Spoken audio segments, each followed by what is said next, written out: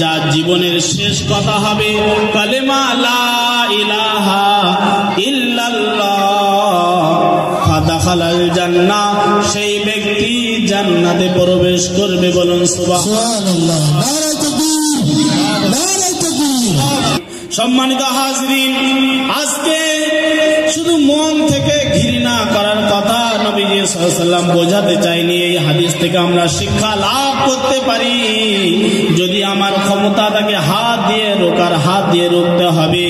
যদি মুখ দিয়ে রোকার ক্ষমতা থাকে মুখ দিয়ে বলতে হবে। আর যদি মুখ দিয়েও না বলতে পারে, আমি নিজে অন্তর থেকে ঘৃণা করে শুধু বসে থাকলে হবে না, বরং অন্তর দিয়ে পরিকল্পনা করতে হবে যে এই কাজটাকে কিভাবে রোকা যায়।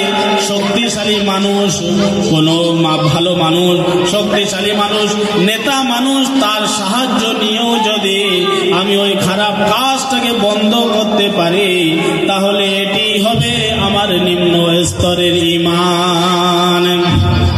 সম্মানিত হাজরিন, এই ঈমান ও বিশ্বাস নিয়ে যদি আপনি ইন্তেকাল করেন, তাহলে আপনার জন্য সুসংবাদ। আর এই এতটুকু ঈমানও যদি আপনি না নিয়ে যেতে পারেন,